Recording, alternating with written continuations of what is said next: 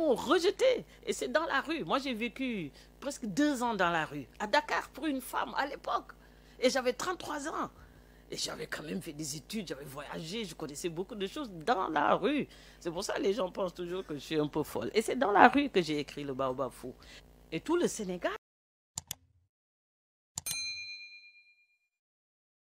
Ken Bougoul, c'est un prénom qu'on donne à un enfant de sexe féminin né d'une femme qui a eu une grossesse, qui a accouché normalement, le bébé se porte bien et 2, 3 jours après le bébé meurt. Elle a une nouvelle grossesse, elle accouche dans de très bonnes conditions, le bébé se porte bien, 2, 3 jours le bébé meurt. Donc quand elle fait une troisième grossesse, dès qu'elle accouche, si c'est une fille, on l'appelle Ken Bougoul, en sous-entendant que la mort ne voudra pas d'elle. Et ses enfants ont survécu, et c'est comme ça que le nom de Ken Bougoul est resté. Maintenant, ça ne veut pas dire que les enfants qui s'appellent Ken Bougoul aujourd'hui ont vécu la même chose. Mais l'origine du nom, et il n'y a pas que ça, il y a Sagar, le vieux chiffon, il y a Sun, le tas d'ordures qu'on donne à des femmes, Sun, Sagar. Il y a pour les garçons Amoul Yakar, sans espoir. Donc ça, c'était pour exorciser le mauvais œil, mauvais esprit, mais surtout exorciser la mort. Et ces enfants ont survécu. Et quand j'écrivais le Baobab Fou, comme je me mettais en abîme dans une autofiction, il y a ce personnage que j'ai appelé Ken Bougoul. Euh, Maintenant, avec le temps, quand j'y pense, c'est une copine, une fille qui était au village, dans la maison de ma grand-mère, qu'il avait quittée, parce qu'elle était partie vivre à Kaolack, où j'étais allée pour aller à l'école. Et il y avait cette famille en face, le papa, la maman, les mamans, les enfants. Le soir, quand le papa revient, c'était un bijoutier. Quand il revenait de son atelier du marché, les enfants couraient. Moi, je les enviais parce que je n'ai pas connu ça.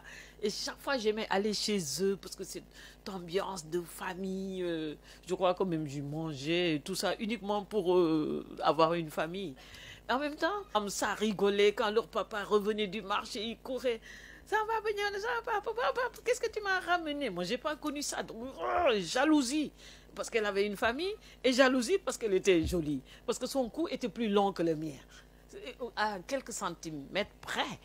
Vraiment, on est dans la Vierge de Botticelli ou le nu de Ingres. On est presque dans du Ingres, là, parce qu'on pense que dans sa vertèbre, dans son nu, là, il y a une vertèbre de trop qui fait la différence. Donc, par méchanceté, j'ai donné le nom de ma copine au personnage que je voulais démolir, qui était tout ce que j'avais vécu, que je voulais démolir. L'autre raison pourquoi je signe Ken Bougoul, c'est la maison d'édition qui, en 1981 ou 82, parce que le livre est sorti en 82, la maison d'édition, il y avait un directeur littéraire qui disait « Oh là là, si ce livre sort et que vous signez votre nom, vous n'allez pas trouver de mari et de travail dans ce pays. » Je dis « Mari, je n'en veux pas. Mais du travail, j'aimerais bien travailler. » Et donc, elle a dit « Donc, pour te protéger, je dis, moi, je n'ai pas besoin d'être protégée parce que j'assume tout ce que j'ai vécu. Il n'y a pas de souci. » Elle dit, ta famille. Je dis, mais j'ai pas de famille. Qui? Moi, je ne les connais pas, moi. Et il a dit, non, mais tu dois avoir des parents par alliance, etc. Enfin, il ne voulait pas que je mette mon nom Marie Toumbay. Et il a dit, on met Ken Bougoul, le nom de l'héroïne.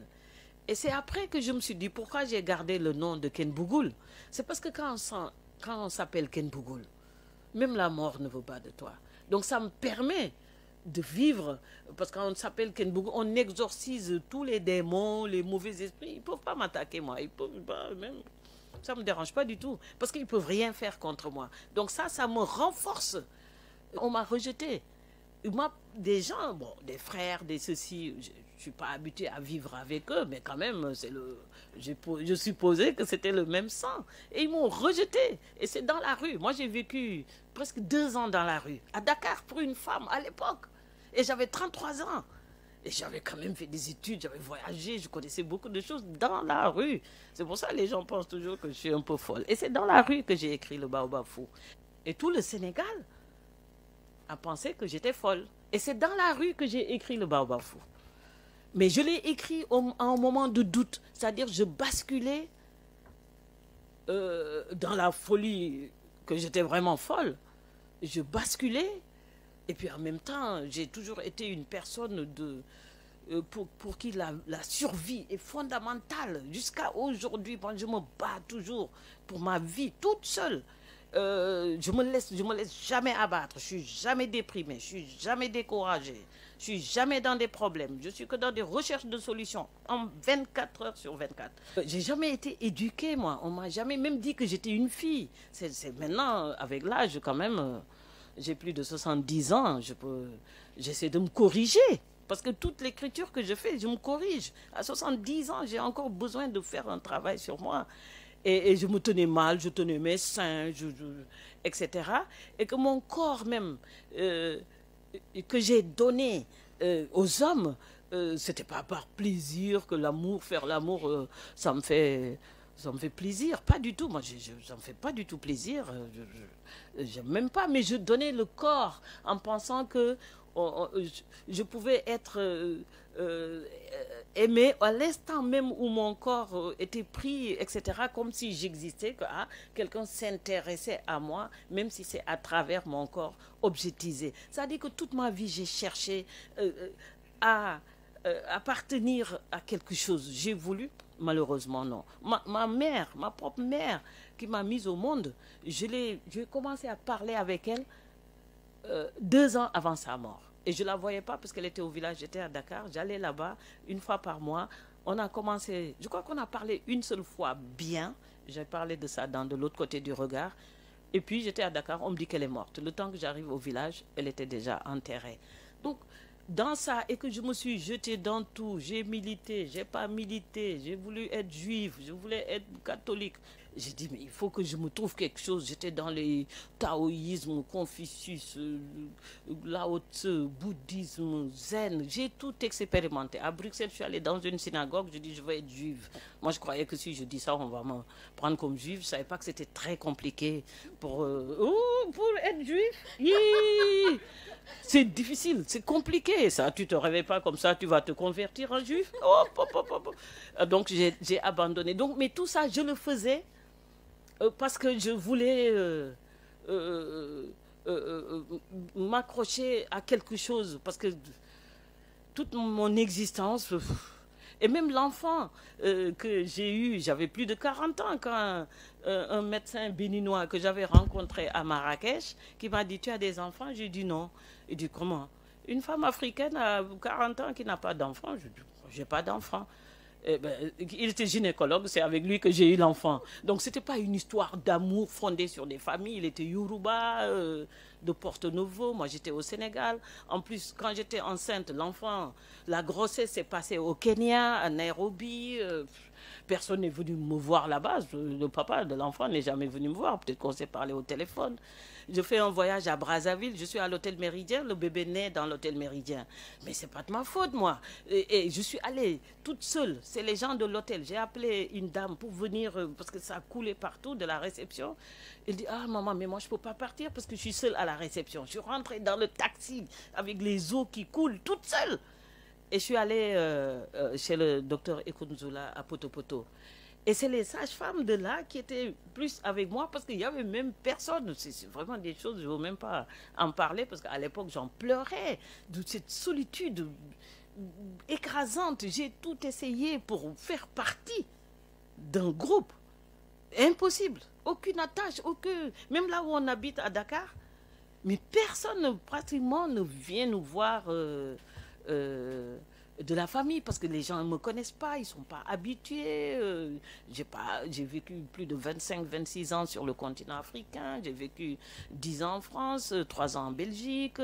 Et donc, ça m'a manqué. Et que je me suis battue pour appartenir à quelque chose, et je me suis rendu compte que il n'y a pas. J'ai dit donc, bon, comme j'ai survécu sans des repères sans appartenance. Maintenant, il faut que je perfectionne ça pour assumer ce qui m'est réservé. Parce que je n'ai pas le choix. Je ne peux pas aller me refaire une famille, avoir un père, amener à l'école. Mon père ne m'a jamais tenu la main. Mais parce qu'il était vieux, il avait 90 ans, il était aveugle. C'est moi qui le prenais avec le bâton. C'est moi qui le guidais plutôt. Et je ne le considérais pas comme mon père, parce que tout le monde me disait ce grand-père. Et donc l'écriture, au fur et à mesure, et avec l'âge, je me suis dit, il faut assumer. C'est tout. Assume ce que tu es, c'est toi. En même temps, je suis prête pour tout vivre. Ne pas me limiter. Je suis la fille de tel, la fille de tel. Non, je suis la fille de tout le monde. Je suis la maman de tout le monde. Je suis prête pour la vie, à chaque instant, parce que maintenant, j'assume que je n'ai pas eu de cadre de famille, de cadre de repères, de passé. Tous les jours, je me remets en question. Tous les matins, je me remets en question. Pour dire non. Donc, continuer à fabriquer un autre moi-même est une dynamique permanente. En même temps, ça me permet d'écrire, ça m'occupe. Et ça, je trouve ça fondamental. Ouais, j'aime beaucoup écrire.